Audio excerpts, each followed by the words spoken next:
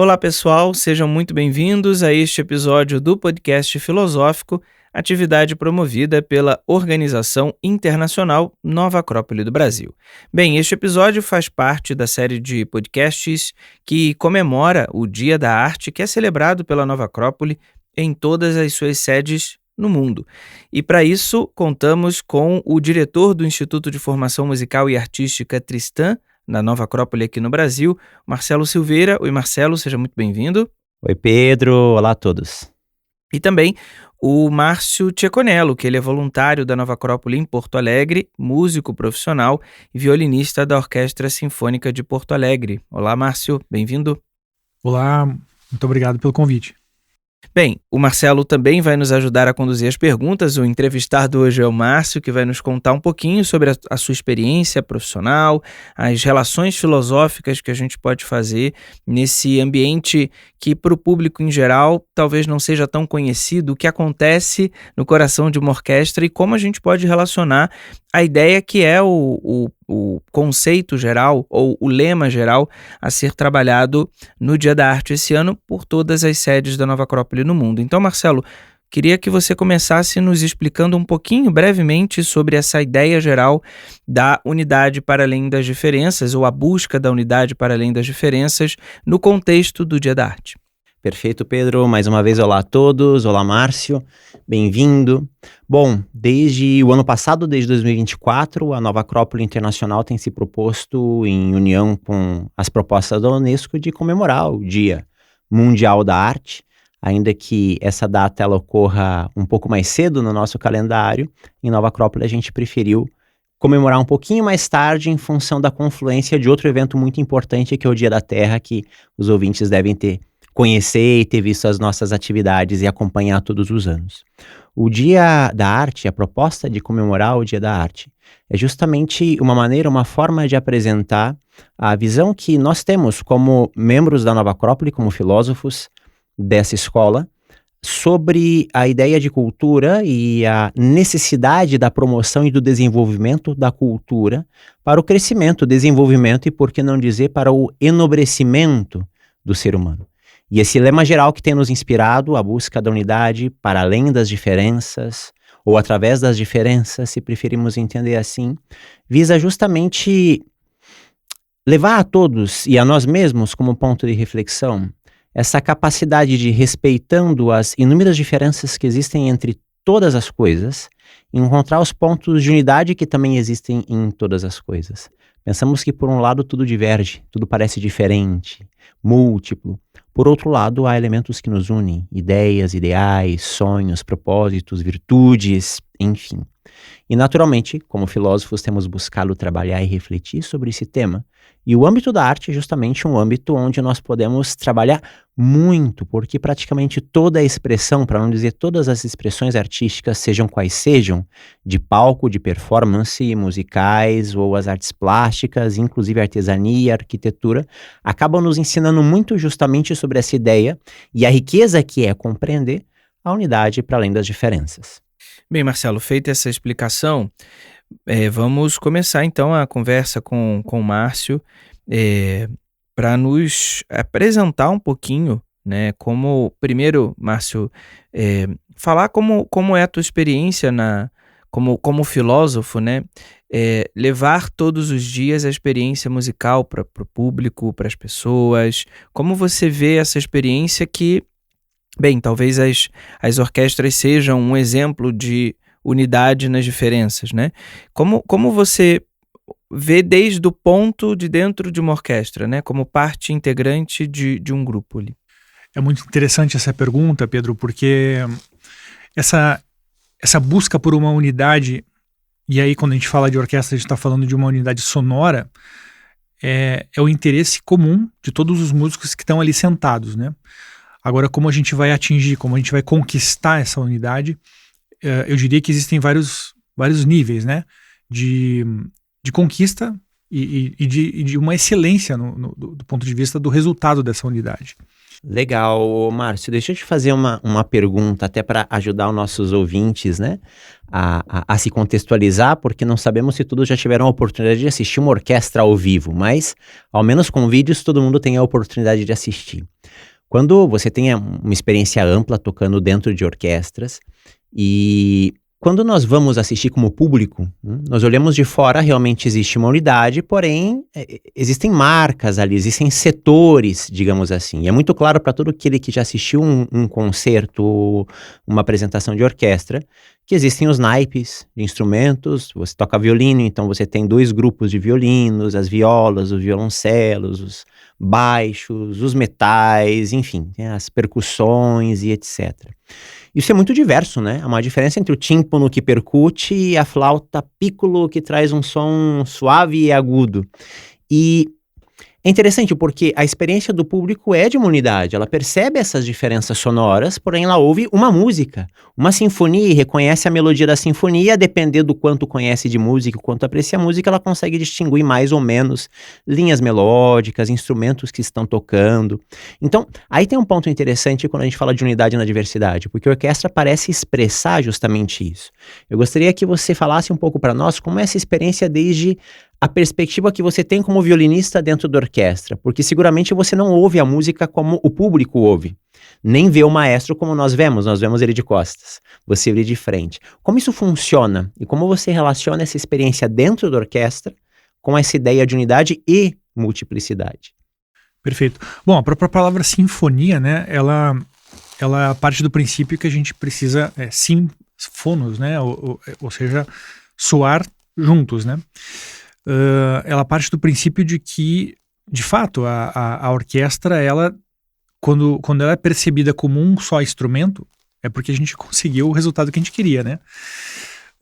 Essa é realmente a ideia. Agora, do ponto de vista de quem está ali dentro, a perspectiva é muito diferente, né? De quando eu mesmo me coloco como público assistindo uma orquestra, porque a gente está ao mesmo tempo tentando viver um aspecto que é musical, que é artístico, que é intuitivo e, enfim, artístico do ponto de vista mais elevado que a gente possa conceber, mas ao mesmo tempo a gente não pode, aliás, né, deixar de se relacionar com aspectos muito básicos da música, que é o tempo, o ritmo, a afinação, né? Então, e também, claro, do ponto de vista de que cada instrumento, né, tem a sua forma de atacar e de produzir o som, tem volumes diferentes, cada músico tem uma concepção de produção sonora diferente. Isso, falando em tudo isso, antes de chegar em termos de concepção musical mesmo, né, de produção de linha melódica, de concepção artística, antes de chegar nesses elementos mais sofisticados, né, que tangem a arte como um todo, todos esses elementos mais básicos, que é o ritmo, a afinação, o ataque, a forma com que cada instrumento responde a uma diferente sala, né, uma diferente acústica, tudo isso está reverberando e acontecendo ao mesmo tempo como um grande ser vivo, né? Tanto que a gente sempre considera a própria sala sinfônica como mais um instrumento que está ali automaticamente reagindo a tudo aquilo. E cada músico, e uma orquestra tem aí uma orquestra sinfônica em torno de 80 músicos, às vezes 100 músicos, né? Cada músico tá ali no seu lugar, tendo uma percepção auditiva diferente, né? Porque cada um está sentado, às vezes, a muitos metros de distância um dos outros, e tendo uma resposta diferente do som que está sendo produzido em diferentes, né, situações.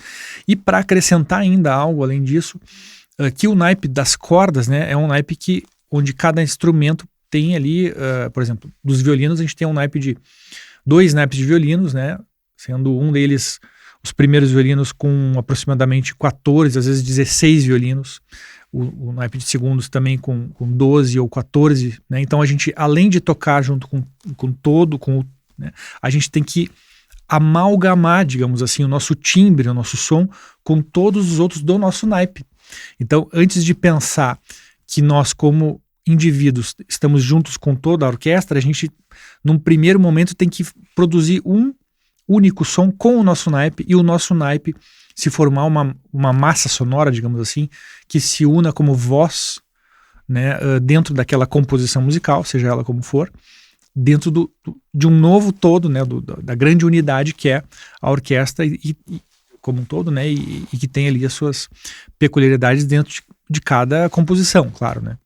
Legal, Márcio. E deixa eu te fazer uma pergunta que acho que vem justamente ao encontro do que você está falando. Tem uma ou duas figuras na orquestra que sempre chamam muito a atenção do público. Nas pequenas formações nós não vemos um quarteto de cordas ou nos grupos de músicas de estilo popular, não precisa disso. Mas toda grande orquestra sempre tem a figura do Spala, que entra e toca ali o seu violino e ocorre a afinação dos instrumentos, e tem a figura do maestro. Eu te peço para falar um pouco para nós qual que é o papel tanto do Spala quanto do maestro na conquista e na manutenção dessa unidade de elementos tão diferentes, músicos diferentes, instrumentos diferentes. Como funciona isso? Legal, interessante. Muitas pessoas me perguntam sobre isso. Vou começar respondendo sobre o Spala, né? Spala em italiano significa ombro e veio da tradição do teatro italiano, no qual existe sempre um ator no qual ele era considerado o braço direito, né? A gente chama de braço direito, mas na verdade era Spala, né, em italiano, que é aquele ator, no caso aqui na orquestra, o músico, que é o braço direito do maestro. Antes, né, na música, digamos assim, até Mozart, não era tão necessário o maestro, tanto que em muitos casos não tinha ainda maestro, né? De forma que o violinista principal, ele conduzia a orquestra tocando, né? Como um primeiro violino, e muitas vezes fazia os solos da música. Ok, de forma que a música até o início do classicismo, né, muitas vezes não era necessário a figura do maestro. Os músicos já estavam acostumados a tocar tendo o Spala, né, o violinista principal, como guia. Essa responsabilidade do Spala continua até os dias de hoje, mesmo com a figura do maestro. E ele não tem apenas uma responsabilidade de músico condutor, e tem, inclusive, hoje em dia, uma responsabilidade política, né, que é ser digamos assim, o primeiro-ministro, né? Vamos dizer que se o maestro fosse o presidente, né? O Spala é o primeiro-ministro no sentido de conseguir conquistar uma unidade política ali, de convergência, né? De boa convivência dentro da orquestra como um todo, né? Isso... Até te interrompendo um pouco, Márcio, até porque, se me corrija se eu estou errado, muitas vezes o Spala geralmente é um músico da orquestra. Isso não é muito variável, ou seja, dia após dia a orquestra está se encontrando com ele. E o maestro muitas vezes pode ser um maestro convidado, alguém que vem de fora, então não é sempre o mesmo maestro que rege a orquestra. Então eu entendo que essa figura é fundamental para conseguir construir a ponte entre um maestro às vezes muito bom e experiente, porém que vai ter pouco tempo com aquela orquestra. É assim mesmo? Sim, é assim mesmo. E tanto que, bom, para se conquistar a vaga de Spala numa orquestra, uma grande orquestra hoje em dia, é extremamente difícil, né? O nível de qualificação que é exigido, né, para um Spala é um nível altíssimo, tanto que o salário de um Spala também é muito diferenciado com relação aos demais músicos, né? Porque ele, né, além de ter que ser um músico impecável, e ele também tem que possuir todas essas qualidades, né, de conduzir pessoas, né, de ser um bom líder, de ter diplomacia e de resolver conflitos de todo tipo, e também de substituir o maestro quando ele falta. Se o maestro, por algum motivo, ficar doente ou sei lá o quê, ele tem que conduzir o ensaio, seja regendo, né, minimamente ele precisa ter noções de regência, ou tocando, porque ele precisa substituir o maestro quando se alguma eventualidade disso precisar, né? E o maestro nesse contexto, Márcio, ele, bem, o Marcelo comentou, né, muitas vezes são maestros diferentes. Como é a atuação desse maestro? A gente pensa que é quem vai conduzir todo o processo, mas você tá comentando que o Spala já faz algum processo de condução. Como fica essa dinâmica?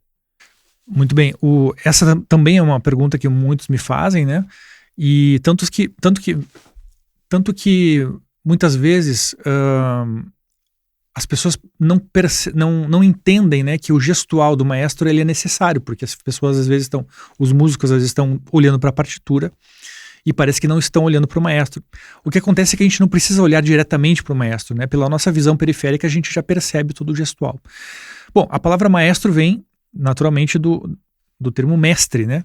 E ele é de fato esse mestre que dá a unidade que a orquestra precisa em todos os sentidos.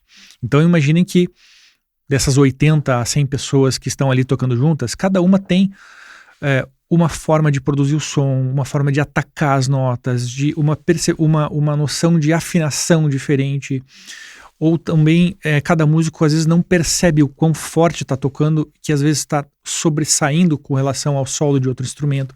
Então ele está ali no centro para dar essa unidade e o equilíbrio, né, e a harmonização necessária para toda essa grande diversidade que são todos os músicos da orquestra, né? E é interessante porque, naturalmente, quando a gente se encontra para fazer música, mesmo que todos ali estejam interessados, né, em dar uma unidade, em construir, né, com toda a boa vontade necessária uma peça musical, uma sinfonia, seja ela qual for, da melhor forma possível, a figura do maestro ela sempre vai ser necessária, bom, em primeiro lugar, para tocar junto, porque ritmicamente cada um tem uma noção de ritmo.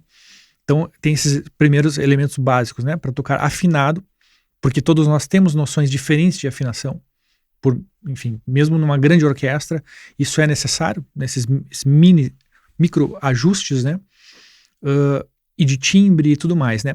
Só que quando a gente consegue ultrapassar esses níveis mais básicos, a gente ainda tem, como eu estava falando antes, né, essa possibilidade de fazer música, de fazer arte. É aí que a gente consegue alcançar o que a gente...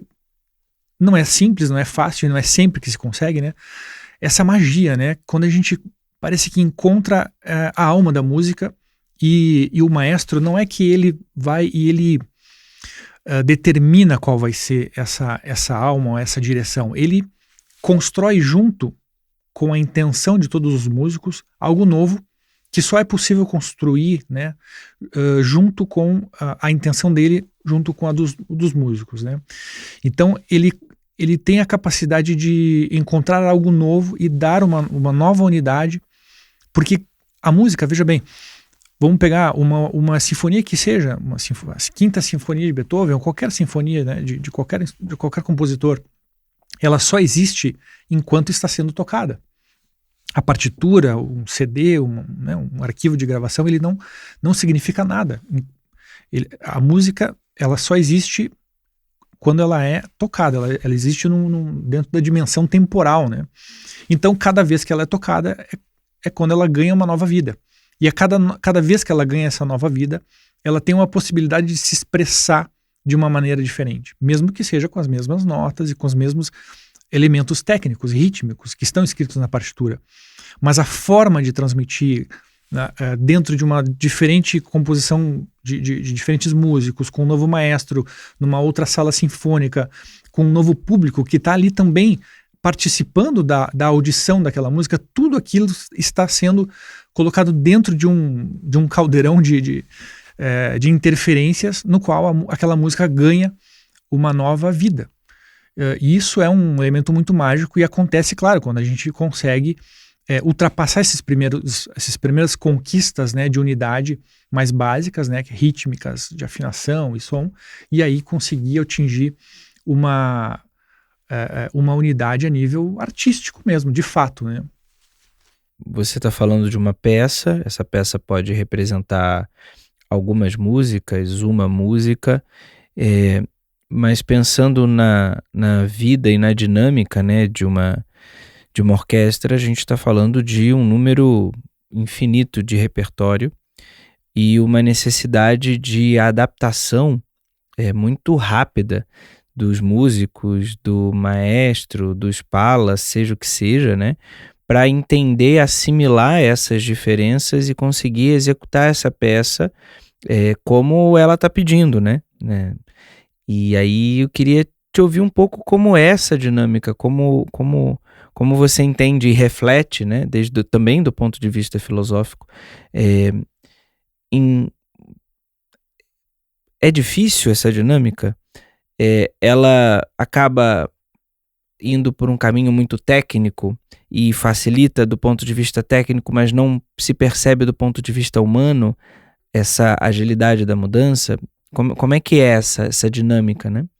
Não é fácil. Eu vejo que uma das sortes que nós temos de viver no período que nós estamos vivendo, né, é que a gente tem a possibilidade de tocar música de muitos estilos, de muitas épocas, né? Então quem trabalha hoje com orquestra trabalha com música, pelo menos, né, desde o período barroco até os dias atuais. E aí a gente tem uma gama, uma infinidade de estilos e formas de tocar. E também, claro, naturalmente, quando a gente se encontra para tocar juntos, né, diferentes músicos que tiveram diferentes educações musicais, às vezes quem estudou na Europa teve um aprendizado de uma concepção de produzir som, de vibrato, né, diferente de quem estudou nos Estados Unidos. Isso sobretudo existem algumas pequenas nuances, né, de escola de musical, mesmo que de uma forma geral assim, a gente está falando da mesma música, viu? Então, por exemplo, as escolas de metais, né, trompas, trompetes, né, nos Estados Unidos têm a tradição de produzir um som um pouco mais estridente, um pouco mais metálico, enquanto na Europa a tradição é um som um pouco mais arredondado, etc., né?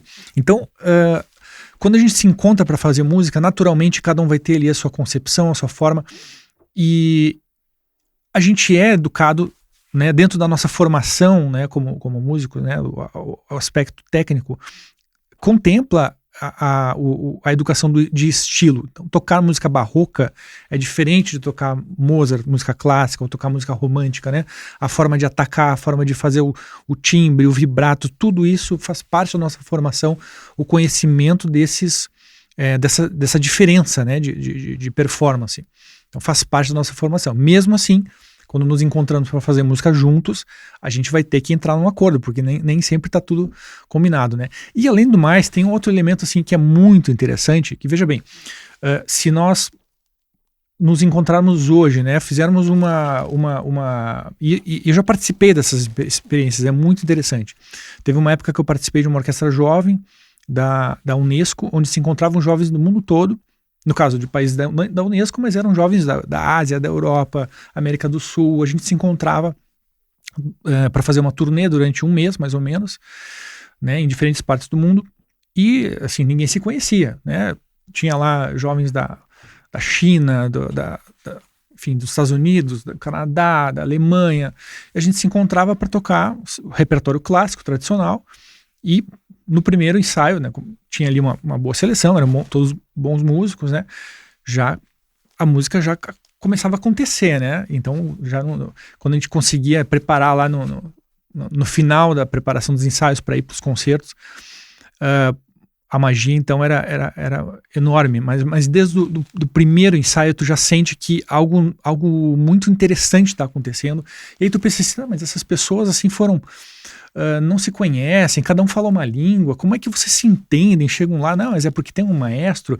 Sim, tá, tudo bem, tem um maestro, ele acaba fazendo a mesma coisa que faz o maestro da orquestra que eu toco lá, e todo mundo fala português e vive na mesma cidade, etc., né?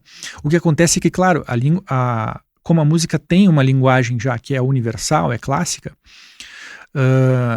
a gente, cada um, né, com a sua cultura, aprende essa linguagem que é universal, mas ao mesmo tempo a gente percebe que existe algo que está para além desse conhecimento dessa linguagem universal, que claro, são as notas, o ritmo, né, que é a alma da música. E um colega que está lá no Japão, outro que está nos Estados Unidos, na Alemanha, e eu que estou no Brasil, a gente se encontra e a gente parece que fala a mesma língua quando está encontrando a mesma intenção artística, musical, sonora, e aí está vivendo uma realidade simbólica superior, transcendente, e é uma experiência muito mágica, né? Outro elemento tão interessante que acontece quando a gente vive essa experiência da orquestra, né? Vai, por exemplo, participar de um intervalo de ensaio na orquestra. Ali vai ter conversa sobre futebol, sobre política, discussões, divergências de todo tipo, como em qualquer bar, né? Como em qualquer situação de conversa de bar, etc. Agora, essas mesmas pessoas que estavam ali discutindo sobre, que nem reunião de condomínio, de repente dá o sinal, volta para o ensaio, O maestro bate ali, vamos começar. De repente, a música acontece e nada daquilo existe mais, porque todas as pessoas estão voltadas numa mesma direção, que é a música, e aquilo transcende qualquer tipo de peculiaridade e visão de mundo menor, né? Que provocaria, né, divergência entre as pessoas. De repente, todo mundo se ama, parece. E quem está de fora jamais imaginaria que aquelas pessoas têm essas divergências de visão de mundo que podem ser tão pequenas, né, diante da música que está se ouvindo. Nossa, Márcio, isso é muito interessante que você coloca, porque justamente é parecido ou idêntico a algo que a gente vive e aprende através da filosofia em Nova Acrópole, justamente porque cada um de nós vem de uma realidade diferente, trabalha com algo diferente, tem a sua forma de cultura, de crenças, e buscamos um princípio de unidade e conseguimos nos unir no trabalho voluntário, na investigação filosófica, nas atividades culturais que realizamos.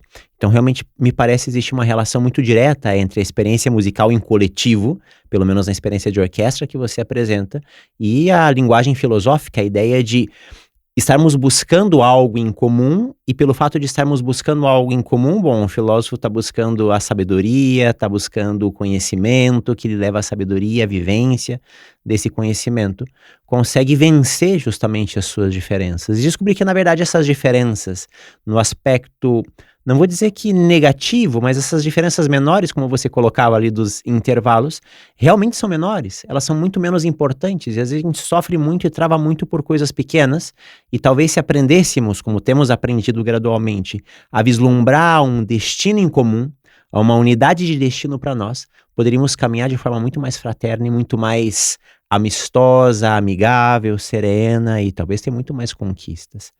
A gente vai se encaminhando para o final do nosso podcast, o tempo é bastante limitado, e eu queria lançar uma última pergunta, que ela é mais ampla, digamos assim, porque nós sabemos, você leva muitos anos como estudante de filosofia na Nova Acrópole, voluntário, atuante na nossa escola, porém quando você chegou você já era músico e já tinha essa experiência de orquestra. E minha pergunta para ti é, o que mudou se mudou a partir da filosofia? Como foi essa confluência entre o mundo do que você estuda na filosofia e vive no voluntariado da Nova Acrópole, com a tua experiência de músico profissional em orquestra? Se puder nos contar um pouquinho disso, vai ser interessante. Legal. As duas coisas estão completamente interligadas. Eu cheguei na Nova Acrópole por causa de uma espécie de esgotamento de um sonho que eu buscava através da música, né? E eu vejo que muitos se realizam através de uma espécie de um ideal, né? Não que isso tenha terminado dentro de mim, pelo contrário, continua existindo e com muita vida. De alguma forma, eu construí toda a minha carreira e o meu ideal de vida em torno desse ideal que é a música, né? E transmitir a música dos grandes mestres para as pessoas, porque desde criança eu sentia que aquilo era algo maravilhoso que me tocava, e eu tinha a obrigação de transmitir aquilo para as pessoas. Portanto, me tornar o melhor músico possível para poder transmitir um Mozart, um Vivaldi, Beethoven para as pessoas, porque as pessoas precisavam sentir aquilo que eu conseguia enxergar. A minha vida precisou ser construída em base a isso. Só que chegou um ponto, então eu, claro, trabalhei, estudei, né, fui em busca da melhor capacitação possível para tocar numa grande orquestra e, claro, ser bem remunerado também. Até que eu realizei esse sonho, cheguei numa grande orquestra, mas eu sempre observava as pessoas, né, no público, de forma que eu sempre queria mais, né, e pareceu em algum momento que as pessoas não estavam de fato tocadas como eu esperava que elas estivessem, né, com essa grande música que a gente estava lá se esforçando a semana inteira para fazer um trabalho impecável. Parece que esse sonho que eu enxergo a nível civilizatório, ele não está se realizando, sabe? Ou não, pelo menos da forma que eu vislumbro. De alguma forma, eu acho que eu sempre quis mais, né? Então ao buscar compreender tudo isso, fui buscar a filosofia, e a filosofia me ajudou a entender tudo que eu já fazia e continuo fazendo, porém dando mais sentido, dando um melhor significado e uma direção ao que eu já faço. De forma que hoje eu entendo melhor o que eu estou fazendo, entendo melhor o sentido daquilo que eu estou produzindo, inclusive tenho a possibilidade, a capacidade de criar melhor, porque a filosofia me dá ferramentas para criar melhor ainda como artista e como músico, né? Portanto, a filosofia ela é indissociável da minha vida em todos os aspectos, né? Não apenas como profissional, como músico, mas em todos os aspectos da minha vida, né? Com a minha família, com o meu trabalho e tudo mais, né? De forma que a filosofia é o centro, né? Que dá sentido e direção transcendente a tudo que eu faço. Ou seja, a gente poderia colocar, Márcio, que a filosofia, você usou uma expressão que eu gostei muito quando essas diferenças ali na orquestra elas pegam, né? E aí você fala de uma intenção artística de unidade. Então a filosofia para você seria esse ponto de unidade para a confluência de todos os aspectos da tua vida, né? Então poderíamos dizer que a filosofia é um grande critério para a tua vida, né? Sem dúvida. Eu acredito que só é possível encontrar unidade entre nós através disso que existe em comum entre os seres humanos, que é a virtude. Se nós nos olharmos e encontrarmos a virtude entre nós e nos relacionarmos através dela, todas as diferenças menores, né, de visão de mundo, elas vão se tornar insignificantes. A virtude é justamente a música, a poesia, que é onde a alma se encontra e é onde a gente tem a possibilidade de viver a unidade entre nós. Bem, Márcio, então te agradeço muito a presença aqui em nosso podcast. Acredito que a gente pôde refletir juntos sobre essa ideia da unidade de maneira bastante concreta, bastante filosófica. Seja sempre muito bem-vindo e até as próximas. Obrigado, Marcelo. Obrigado, Pedro. E até a próxima. Bem, Marcelo, e agradecer a companhia nessa série e vamos continuar falando sobre arte aqui no podcast filosófico da Nova Acrópole. Eu que agradeço, seguimos juntos. Obrigado, Pedro. Obrigado, Márcio. Bem, para todos que querem conhecer a filosofia como a arte de viver e também ouvir os nossos podcasts, seja do Dia da Arte, seja de outros temas, você pode acessar o nosso site, que é o nova-acrópole.org.br/podcast. E, claro, nos acompanhe em todas as plataformas. Até a próxima!